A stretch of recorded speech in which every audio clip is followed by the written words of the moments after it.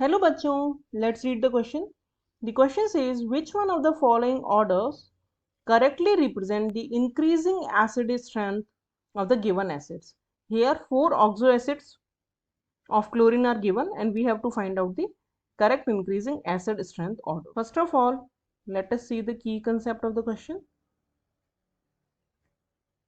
The key concept of this question is that as the number of oxygen atoms increases,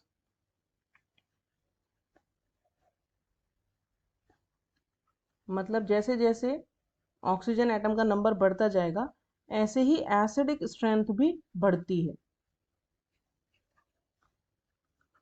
क्यों बढ़ती है ये हम अभी सॉल्यूशन में देख लेते हैं। Now let's take the solution.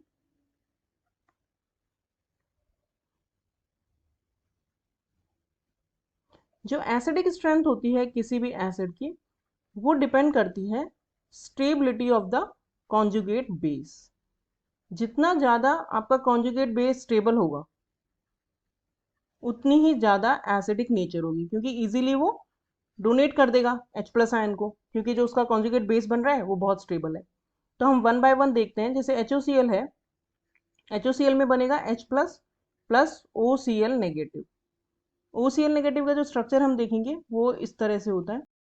अब हम देखते हैं HClO2 में, HClO2 का जो कॉन्जुगेट बेस बनेगा वो बनेगा ClO2 नेगेटिव। ClO2 नेगेटिव की अगर हम स्ट्रक्चर देखें तो वो ऐसे होगी Cl डबल बॉन्ड O और एक सिंगल बॉन्ड O नेगेटिव। तो क्योंकि जो ऑक्सीजन होता है मोर इलेक्ट्रोनेगेटिव होता है क्लोरीन से, तो जैसे जैसे नंबर ऑफ ऑक्सीजन बढ़ेगा वैसे ही ये जो चार्ज है माइनस उसका डिस्पर्शन ईजी हो जाएगा, क्योंकि यहाँ पे रेजोनेंस भी हो सकता है इस तरह से। तो जैसे जैसे नंबर ऑफ ऑक्सीजन एटम बढ़ेगा स्टेबिलिटी इंक्रीज हो जाएगी। अब अगर हम बात करें HClO3 की, तो HClO3 में से H+ प्लस ClO3 नेगेटिव। अब यहाँ पे जो स्ट्रक्चर होगी इसके पास चार्ज डिस्पर्शन का और भी ज़्यादा पॉसिबिलिटी है, क्योंकि 3 ऑक्सीजन है तो और स्टेबिलिटी ज़्यादा हो गई, मोर स्टेबल। अब अगर HClO4 की बात करें तो क्योंकि अब हमने देख ही लिया कि इसके पास तो 4 ऑक्सीजन है तो डिस्पर्शन ऑफ चार्ज और भी ज़्यादा ईजी है इसके लिए।